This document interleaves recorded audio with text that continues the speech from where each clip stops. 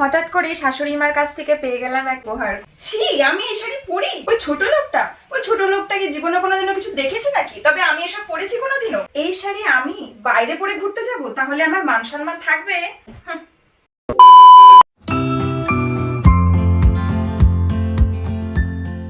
হঠাৎ করে শাশুড়ি মার কাছ থেকে পেয়ে গেলাম একটা সুন্দর উপহার। কোন রকম কোনো বলতে পারো কোনো ওকেশন এখন নেই, তার ছাড়াও আর কি, ওকেশন ছাড়াই। তো এই হচ্ছে সেই উপহারটা। তো চলো তোমাদেরকে দেখাই। কয়েকদিন আগেকারই কথা, কিন্তু তখন ভিডিওতে শেয়ার করা হয়নি তোমাদের। এই দেখো এই শাড়িটা, এটা হচ্ছে মলমলের শাড়ি, আর এটার ইয়েলো কালার ছিল। ইয়েলোর সঙ্গে সাদাটা না ফুটে উঠছিল না, তবে গ্রিনের সঙ্গে ফুটে উঠছে, তাই এই শাড়িটাই চুজ করলাম। কেমন হয়েছে অবশ্যই জানিও, বেশ ভালো লাগছে। আমি তো তেমন শাড়ি পরি না, তবে কিছু কিছু ওকেশন আসে তখন কিন্তু শাড়ি পরি। বাড়িতে ছোটখাটো পুজো বা বিশেষ দিনগুলোতে একটু ছাপা শাড়ি পরা হয়। ও তার আগে চলো তোমাদের একটা জিনিস দেখাই, তারপরে ফিরে আসছি। সত্যি বলছি, রেডি হওয়া যে এখন এত ঝামেলা লাগে সে কি যে আর বলবো। ঘর পরিষ্কার করা, ভিডিও শুটের কাজ করা, বাচ্চা সামলানো, বাচ্চার খাবার রান্না করা, আর এই সব কিছুর মধ্যে তো স্যালনে যাওয়ার একটু সময় হয় না। আজ বিকেলে রয়েছে একটা ভিডিও শুট, আর এই ভিডিও শুটটা করবো বলে এই সুন্দর ড্রেসটা করবো বলে ভেবেছিলাম। আর এটা করতেই একটা বড় সমস্যা দেখা দিল, আর সেটা হলো বডি হেয়ার। আর আকাশ তো বললো ফালতু চিন্তা কেন করছো, রেজার ব্যবহার করো। আমি যে ওকে কি করে বোঝাবো? রেজার ব্যবহার করতে একদম ভালো লাগে না, কেটে যাওয়ার ভয়, তার সঙ্গে বাম্পস এন্ড ড্রাইনেস। আর ওয়াক্সিং করতে তো যা ভয় লাগে, আর এত যন্ত্রণা, ব্যথা, আর সারাদিন তো ওটা নিয়েই কেটে যায়। আর বাজারে যে সমস্ত হেয়ার রিমুভাল ক্রিমগুলো পাওয়া যায় সেগুলো কিনতে তো বড্ড ভয় করে, কারণ ওগুলো ব্যবহার করলে স্কিন কালো হয়ে যায়, স্কিন পুড়ে যায়, স্কিনে জ্বালা করতে পারে, তার সঙ্গে চুলকানি, র্যাশেস, অনেক রকমের চিন্তা, অনেক রকমের ভয় রয়েছে। আর তখনই মোবাইল স্ক্রল করতে করতে সামনে এলো এই এভারটিনের বডি হেয়ার রিমুভাল ক্রিম। আর একটু ভালো করে দেখলাম প্রচুর মানুষের অনেস্ট রিভিউ, তাই আমিও ভাবলাম একবার এভারটিনের এই বডি হেয়ার রিমুভাল ক্রিমটা ট্রাই করে দেখি।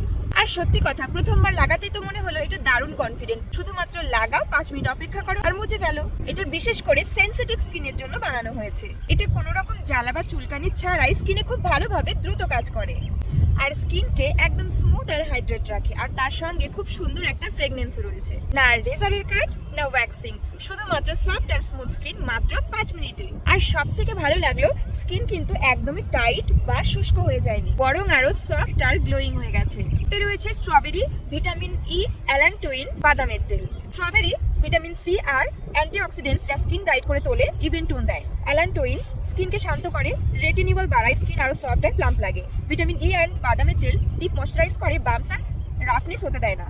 চলো এবারে তোমাদের এটা ইউজ করে দেখাই। এই দেখো, এখানে আমি নিয়ে নিয়েছি এভারটিনের বডি হেয়ার রিমুভাল ক্রিমের 50 গ্রামের একটি টিউব। এবারে চলো এটা অ্যাপ্লাই করে দেখাই। খুব ইজি ভাবে কিন্তু এটাকে ব্যবহার করা যায়। এটাকে আমরা হাতে বা আমাদের বডি স্কিনে যেখানে আমরা এটা অ্যাপ্লাই করব সেখানে ইউজ করার পরে 5 মিনিট রেখে অপেক্ষা করব, এবং তারপরে একটা ভিজে টাওয়াল বা ভিজে কটন বা ভিজে কাপড় দিয়ে এটাকে ক্লিন করে নেব। তোমরা দেখতেই পাচ্ছ কত সুন্দরভাবে, কত ইজিলি সমস্ত হেয়ারগুলো স্কিন থেকে রিমুভ হয়ে যাচ্ছে। আর শুধু তাই নয়, তার পাশাপাশি দেখো স্কিনটা কতটা স্মুথ, সফট আর গ্লোয়িং হয়ে গেছে। তাহলে এভারটিনের বডি হেয়ার রিমুভাল ক্রিম সত্যি একদম পারফেক্ট। কুইক, সেফ আর ইজি হ্যাক, স্মুথ কনফিডেন্ট স্কিনের জন্য। কখনো কখনো এই ছোট ছোট সেলফ কেয়ার মোমেন্টগুলোই পুরো স্ট্রেস দূর করে দেয়, কারণ যখন নিজের স্কিন ভালো লাগে তখন সবকিছুই সহজ মনে হয়। তোমরাও যদি এই সুন্দর প্রোডাক্টটা নিতে চাও, আমার ভিডিও ডেসক্রিপশন বক্সে লিংক থাকবে, সেখান থেকে অবশ্যই দেখে নিও। আচ্ছা, তো বাইরে পরে যায় না, তবে বাড়িতে যখন পরি তখন তো ছাপা শাড়ি পরি। তো সেরকম একটা সুন্দর ওকেশনে কিন্তু আমি অবশ্যই শাড়িটা পরবো। আর এটার সঙ্গে মনে হয় এরকম অফ হোয়াইট ব্লাউজ দিয়েই ভালো লাগবে বেশি। আর রেডও তো সবকিছুর সাথেই মানে পরাই যায়। আর তো মা এই শাড়িটা দিয়েছে, এটা হচ্ছে কি শাড়ি বলে, কটনের শাড়ি, মলমল শাড়ি বলে না, সেই শাড়িগুলো তোমাদের আমি একটু খুলে দেখাই, কারণ শাড়িটা খোলা হয়নি। এবার এই শাড়িটা হচ্ছে আমাদের এখানকারই দোকান থেকে নেওয়া, তো যদি কোনো প্রবলেম থাকে তাহলে সেই আর কি চেঞ্জ করাই যাবে। এই দেখো, এটা হচ্ছে আঁচল পোর্শনটা, এই হচ্ছে আঁচলটা। আঁচলটা এরকম পুরো ইয়ে করা, বক্স করা, যেটা আর কি পাড়ের ডিজাইন রয়েছে সেটাই আঁচলের ডিজাইন রয়েছে। মাও দুটো শাড়ি নিয়েছে, মায়ের শাড়িগুলো অবশ্য আলাদা, মানে এই শাড়ি নয়। আর এটা হচ্ছে মানে আলাদা শাড়ি, তবে কটনেরই, সবই কটনের ভ্যারাইটি। কেমন হয়েছে তোমরা অবশ্যই জানিও। তো তোমার এই শাড়ি দেওয়া দেখে আমার একটা জিনিস মনে পড়লো হঠাৎ করে। মা তোমাকে শাড়ি দিয়েছে, আর আমি তোমাকে আজকে একটা চ্যালেঞ্জ দেবো। কি দিবা? দাঁড়াও, কি চ্যালেঞ্জ? আসছি, ফ্রন্টে আসছি। আমরা যখন ছোটবেলায় সিনেমাতে দেখতাম যে বড় বউ, ছোট বউ, মেজ বউ, এরকম একটা ক্যারেক্টার থাকতো। যেগুলো ছোটবেলার সিনেমা যেগুলো আমরা দেখতাম সেগুলোকে খুব মিস করি। তো তোমাকে আমি একটা চ্যালেঞ্জ দিচ্ছি, সেটা হচ্ছে তোমাকে দুটো ক্যারেক্টার প্লে করে দেখাতে হবে। হ্যাঁ, ক্যারেক্টার? ইয়েস। আর সেটা আমার এই শাড়িটাকে নিয়ে তোমাকে একটা ক্যারেক্টার প্লে করতে হবে। আর ক্যারেক্টারটা হচ্ছে বড় বউ আর ছোট বউ, ঠিক আছে? তোমরা জাস্ট কেমন লাগে তোমরা জাস্ট কমেন্ট করে দেখো, আর পাপড়ির অ্যাক্টিং কেমন। ব্লগিং এর মধ্যে তোমরা এখন মুভিও দেখতে পাবে। হ্যাঁ হ্যাঁ, মানে তুমি সেই আগেকার দিনের সেই সিনেমাগুলো, ফ্যামিলির যে সিনেমাগুলো, সেগুলোর কথা বলছো। ফ্যামিলি ড্রামা যেগুলো সেগুলো। আর তোমাকে আমি অপশন দিচ্ছি যে যেটা হতো আগে, বড় বউ সবসময় ভালো থাকতো আর ছোট বউ বদমাশ হতো, ঠিক আছে? এরকমটা হতো, ছোট বউ মেজো বউ এরকম বদমাশ হতো। তো তোমাকে বড় বউয়ের ক্যারেক্টারটা প্রথমে প্লে করতে হবে এবং ছোট বউয়ের ক্যারেক্টারটা প্লে করতে হবে। বড় বউ খুব ভালো এবং খুব গরিব বাড়ির, ঠিক আছে? মানে গরিব ঘর থেকে বিলং করেছে, আর ছোট বউ হচ্ছে খুব বড় ধনী ফ্যামিলির, রিচেস্ট এবং মানে খুব অহংকারী। তো সেই ক্যারেক্টারটা তোমাকে প্লে করতে হবে। তো মানে এই গিফটটার উপরে রিভিউ দিতে হবে, তাই না? ছোট বউয়ের রিভিউ আর হচ্ছে বড় বউয়ের রিভিউ। আগেকার দিনের মুভির মতন বড় বউয়ের ক্যারেক্টারে হলে কি রিভিউ দিতে আর ছোট বউয়ের হলে কি রিভিউ দিতে, তাহলে ছোট বউয়েরটা আগে করি, ঠিক আছে? না, আগে বড় বউটা করো, তারপর আগে ছোট বউটা পরে করবা। এবং ছোট বউকে বড় বউ কি বলছে সেটাও তুমি বলবা, যে ওইটা করার পরে বড় বউয়ের রিয়াকশনটা কি হয় সেইটা তুমি বলবা। নাও চলো আমি শুরু করছি, ব্যাকে দিচ্ছি, তোমরা দেখতে থাকো। নাও তাহলে তুমি শাশুড়ি হয়ে আমাকে শাড়ি দাও, তারপরে। আচ্ছা ঠিক আছে, আমি আজকে শাশুড়ি হলাম, ঠিক আছে? এই শাড়িটা আমি বাপটিকে দিচ্ছি। আমি আমি আমি কি বউ, বড় বউ না ছোট বউ? তুমি প্রথমে বড় বউয়ের ক্যারেক্টার প্লে করবে, ঠিক আছে? খুব গরিব বাড়ির, হাসি পাচ্ছে। হাসি না, হাসলে হবে না। ঠিক আছে ঠিক আছে। খুব গরিব বাড়ির এবং অনেক দিন পর তোমাকে একটা শাড়ি দেওয়া। এই নাও বড় বৌমা, তোমার জন্য একটা শাড়ি এনেছি। আমার জন্য শাড়ি এনেছেন? ও মা, কি সুন্দর শাড়িখানা। তবে আমার জন্য এখন এসব কেন শুধু শুধু পয়সা খরচ করে শাড়ি আনতে গেলেন মা? তুমি এটা পরো বৌমা, তোমার শাড়িখানা ছিঁড়ে গেছে দেখলাম কালকে। ও মা, তাতে কি হয়েছে? শাড়ি ছিঁড়ে গেছে, এই শাড়ি তো একটু সেলাই করে নিলেই আমি আরো একটা বছর পরতে পারবো মা। শুধু শুধু কেন আপনি পয়সাগুলো খরচ করলেন? টাকাটা দিয়ে বাবার জন্য একটু কাশির সিরাপ আনলেই তো পারতেন। অত চিন্তা করতে হবে না, তুমি শাড়িটা পরো, তাতেই তোমার বাবা অনেকটা খুশি হবেন। ঠিক আছে মা, কি সুন্দর হয়েছে শাড়িটা তোমার পছন্দ হয়েছে তো? খুব সুন্দর মা, এত সুন্দর রং।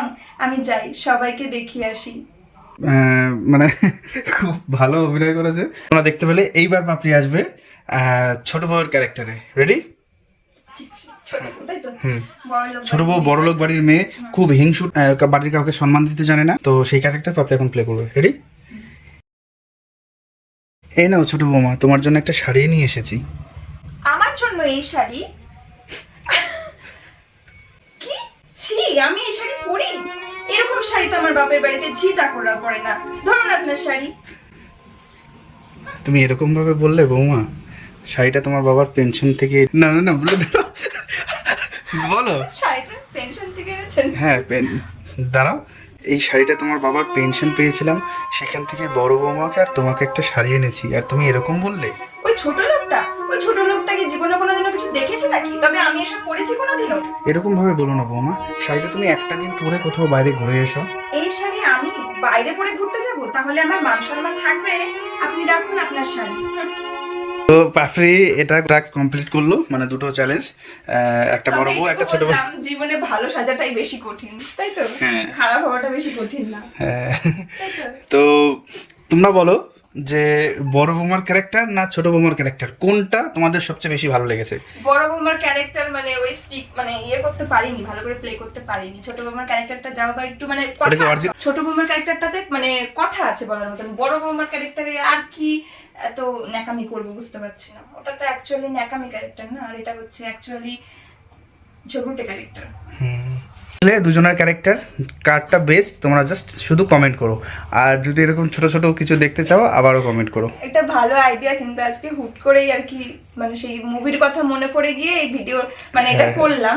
তবে আমরা কিন্তু এরকম ক্যারেক্টার প্লে করতে পারি, বলো যদি তোমাদের মনে হয় যে হ্যাঁ একটু ভালো হয়েছে, তাহলে একবার সেজে গুজেই করা যেতে পারে। কারণ এই লুকে তো আর সেই ক্যারেক্টারের ফিলটা আসলো না। যাই হোক, কেমন লাগলো অবশ্যই জানাবে কিন্তু।